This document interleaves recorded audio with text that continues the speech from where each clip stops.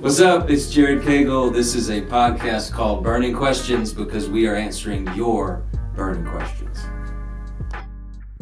All right, episode 7 with my main man. I almost said main squeeze. Your wife would not have enjoyed that.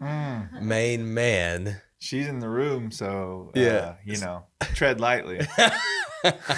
Hey, man, thanks for being back on the show. Yeah, thanks for having me back, man. Of course, yeah. I'm honored, being invited back says a lot. So, Yeah. I wasn't just a complete flop the first time, so, man.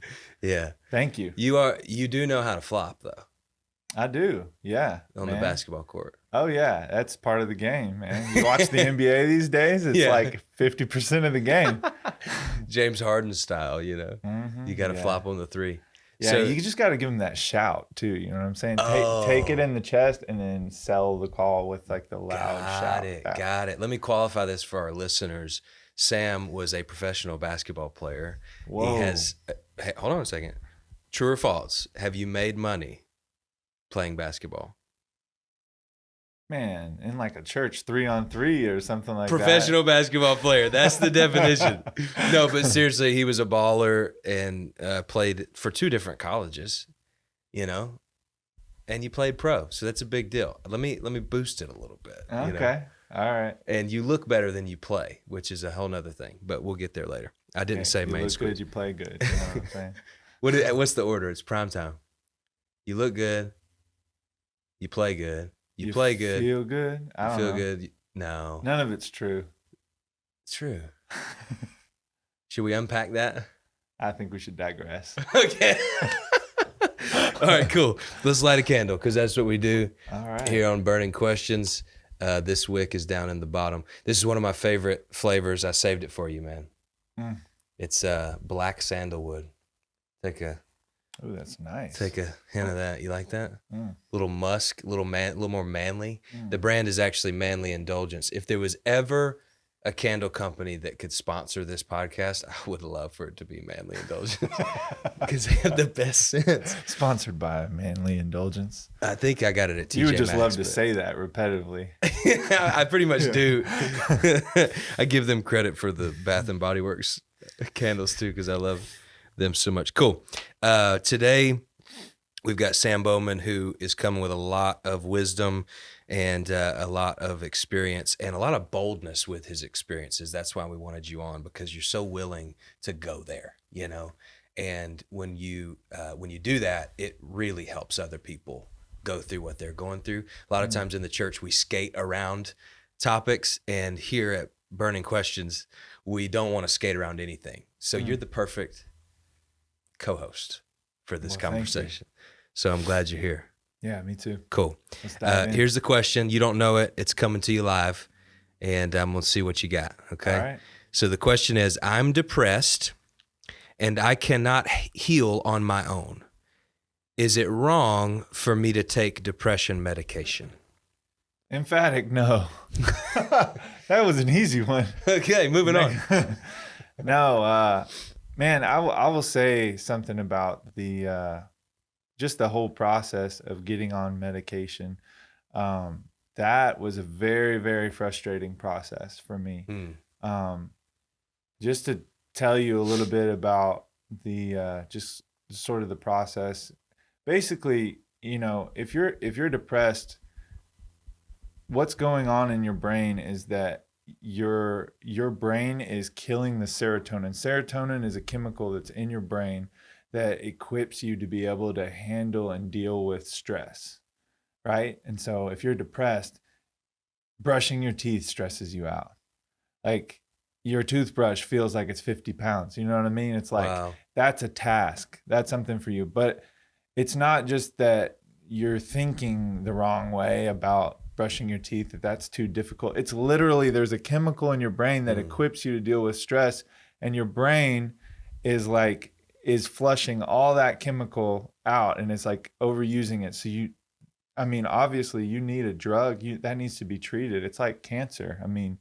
You would go to chemotherapy for cancer. If you break your arm, you're going to put it in a cast. It's good. And so I think sometimes we over spiritualize this whole depression conversation, or maybe make it all a mental thing, like, oh, it's in your head if you just think better. But there's definitely a physical side to it. There's chemical stuff going on in your brain. And so if you get on, if you go talk to a doctor, first of all, I've had pretty bad experience talking to just like a family doctor. If I was in that, place again where one thing I would do differently is I would actually talk to somebody who is used to tweaking these types of meds, because your family doctor can prescribe you those, but the whole process is kind of like taking darts and throwing them at a board and seeing what sticks. I mean, they'll ask you a couple questions, but it's not like they can really know what's going on specifically inside your brain and the chemistry that's going on in there. And so they kind of just have to ask you questions and go for the best guess. But then the kicker is that they always say, well, it'll take about 2 or 3 weeks before it actually, kicks in and you feel better, or for us to know whether we should stick with this one or try another one. And the hard thing about that is, like, you're in a pretty rough place when you get to the point where you're like, oh, I think I need some depression meds. I'm desperate. Like, I need something. And so, that's a pretty rough 2 to 3 week period. And I think it's helpful to maybe, to know that up front, to know that that's kind of what you're looking at if you're going to go for some meds, and it may not work. And I remember trying for years and not really finding something that worked, or if you found something that worked, it would have a side effect that was like almost just made life worse, And so that it can be a frustrating process, but it's so worth it just to get, the way I describe it is like taking medication and finding the right one, like working with a doctor that knows what they're talking about, can get you over the hump to where it's no longer like, I remember like, when I finally, actually just recently, within the past several months, I had gone off medication for a while, and I was okay for a while. And then I just kind of just like slowly started to like notice that I was sinking kind of back down. Decided to go back to a nurse practitioner and get prescribed. And it was like, I remember when it kicked in and I had the right medication, it was like, it was so cool, because it was like the sky was bluer. It was like all of a sudden I just started to notice like little things, like, oh, I don't mind like doing this little task or that, like I've got energy to do this or to do that. And it's like, just to be able to do things and to start to build some momentum in your life when you're in that place where you're just stuck. It's huge, because what's really going to heal you is like starting to change your habits, starting to change the way that you think, starting to engage in community with other people, starting to talk about your struggles to other people, giving it to the Lord and like engaging with him and, communing with God and like just letting him carry you, honestly. But like when you're in a place where you're just completely incapacitated and your brain is just shut down, you don't have any serotonin, like it's hard for you to even be in a position where you can do those things that really help you heal, exercise and just take care of yourself. Just basic stuff, to get over that hump that you described. How significant is that hump? It's huge. I mean, it's just the reason it's huge is because it's like a cycle. When like people tell you all the time, like when you're stuck and when you're depressed, like, well, have you tried this? Everybody wants to come and try to fix you and give you suggestions of things that would help, and they would help. Like if you're depressed and people say like, well, have you tried like working out, or you tried like eating better, or have you tried going on a walk or being out in the sun, or like being around people, or you seem like you're isolating yourself all the time and you're never around people. And it's like, I don't have energy to be around people. But getting over the hump enables you to be able to do those things that are healthy and that are helpful in your life. and at least it did for me. And then it's just like slowly but surely you're able to like take back things and start doing healthy things. Yeah, that's So great. So do you think that this question, because we get this question a lot, like, is it okay for me to take meds for this? You know, it's taboo, yeah, at least where we live, for whatever reason. Do you think that's because we still have a narrow view of depression in terms of, and anxiety too, in terms of like it's only a uh, situation, yeah, situational occurrence or situational disease? Even some people don't even describe it as a disease, which is a problem. But is our view of depression and anxiety so narrow that we think about it situationally only, and we don't have a concept of hereditary, it yeah, being hereditary, and all yeah, of these other yeah, yeah. complexities that come? Talk a little bit about that. Yeah, so I mean, absolutely. I think the view is too narrow for sure. I mean, no one can deny that depression and anxiety can come about from trauma and things like that. But like, just looking at my story, I had a pretty good upbringing. I mean, my parents, Mm-hmm. my background. Depression kind of blindsided me when I was 20. It was just like, what the heck's happening to me? Because I had like a pretty good childhood. I, you know, it just kind of came up seemingly out of nowhere. Mm-hmm. Well, it runs in my family, so that's definitely, there's some bipolar and some depression. My mom struggled with depression, like when I was a kid. She was she had postpartum depression, which is basically just where as soon as you have a child, you go through a time of depression, and I think maybe that is shaping, but even just hereditary, you know, uh, having somebody in your family that struggle with it, it can be passed down just as simple as that. And it's real. It's a real thing, and I think that there's all kinds of different levels, and there's definitely it's interesting like the word, like people could say use the word like I'm depressed interchangeably with like I'm sad. And I remember like just kind of being like hearing somebody say like, man, I'm so depressed. I'm like, bro, you're sad. Big difference. You don't like there's a difference between like being diagnosed with like this is like a disease in your mind. Like it's something really deep that's going on where you need to be treated. And so I'm not saying like we should make that a taboo word, but sometimes we can just say like, oh yeah, I'm feeling depressed or whatever. And it's just like if you struggle with like major depression, then it's like an everyday pervasive thing, like all the time. Yeah. You know what I mean? It's not just like, oh, I'm feeling down Yeah. today. It's with you Yeah. everywhere you go all the time. So, Yeah. The importance of identifying the difference there, right? Like mhm. that's huge.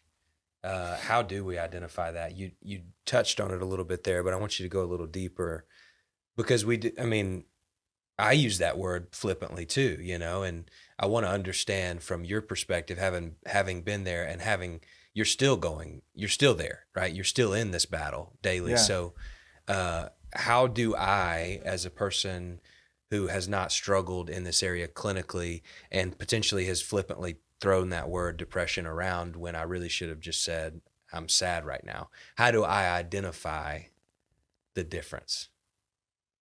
Man, that's a tough question because depression is one of those things that it's really hard to describe like unless you've been through it. And I've had plenty of friends that have come alongside me and heard my story and heard what I was going through, but you can tell just on the way they look at you in their face that they just don't really get it. You know Mm-hmm. what I mean? There's a limit to the understanding. Yeah. And so but I mean, part of the reason why I'm here to talk about this stuff is because I think that the people that are struggling with it have got to be more vocal. You got to be willing to talk about it. You got to remove the stigma by just opening up your mouth and talking about it. Because I mean, it's 2019, man. Like, if you just look on the news, there's so many people that are struggling with mental illness. And the really sad thing is that, um, a lot of people are suffering in silence, and they're just not talking about it. And it's just like, let's talk about it. Let's bring it up. Let's have a conversation. And if you're struggling with it, find somebody else that has struggled with it or is struggling with it and talk about it. Because there's going to be a depth to there's going to be a limit or a ceiling kind of on how deep you can go with people that haven't been through it. And that's just kind of how it is, really. And so it's like, if you're looking for empathy or looking for, somebody that understands, like, find somebody that's dealing with it. And there's all kinds of ways to do that. I mean, I feel like I've heard, but I've not really gone into this myself, but I know they have, like, even online groups where you can connect with other people that are going through stuff. But I really want to bring awareness of mental health stuff into the church, and I feel like it should be a conversation. So, and I think, like, as people that don't struggle with depression or mental health stuff but still have a heart, and, like, kind of what you're expressing is like, man, I really want to know how can I best, like, love people that's where they're at. It's just like, man, make those conversations welcome. Like, don't shy away from those things. Even if you don't know what to say, just make it a safe place to be able to talk about it. Don't skate away. Don't throw in a joke as soon as sit in the moment where sometimes it might be sad or heavy.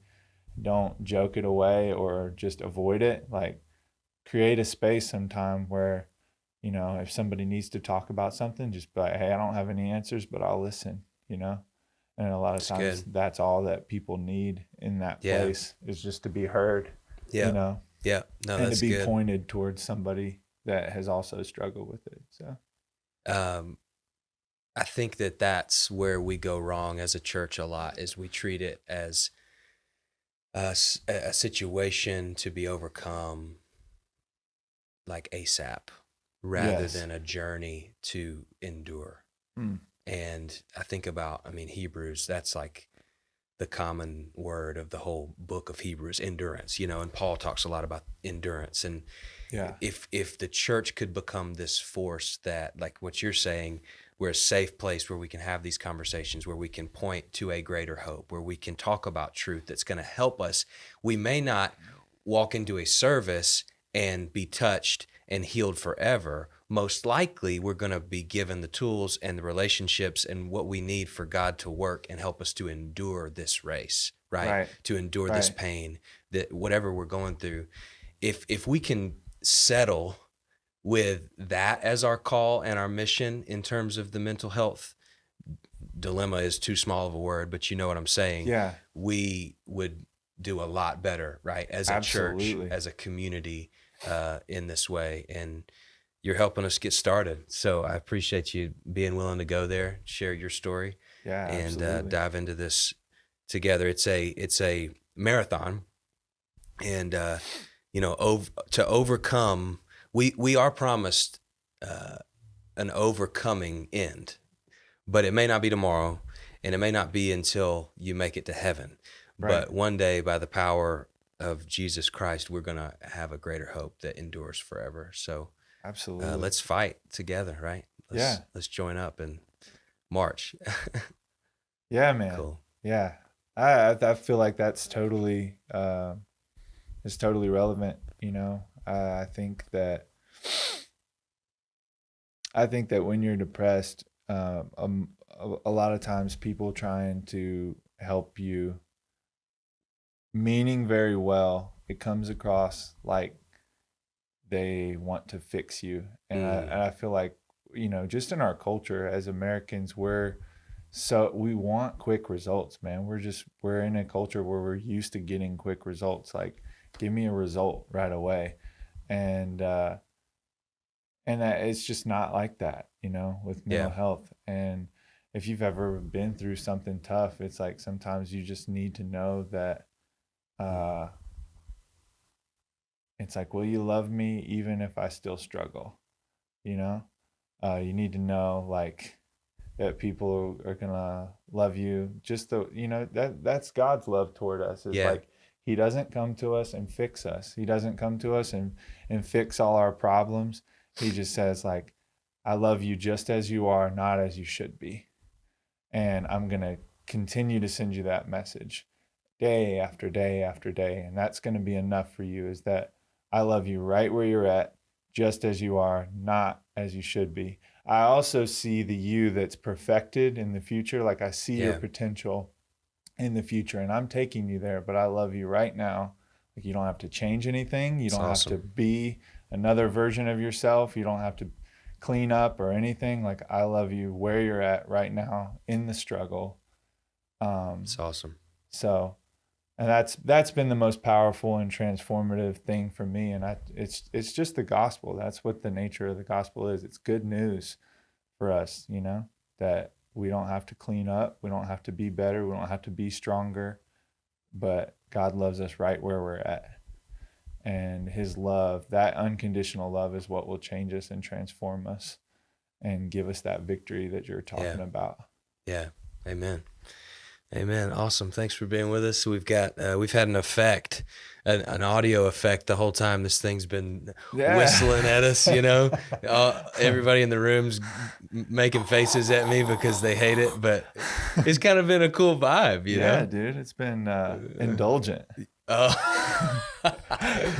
Hey man, we got to have you back on. Appreciate it. Thanks for being with us. It's been awesome. It's been a pleasure. Enjoyed it. Thanks for listening to this episode of Burning Questions. If you have a burning question that you've been longing for an answer to, DM us on our Instagram at CMC Students_.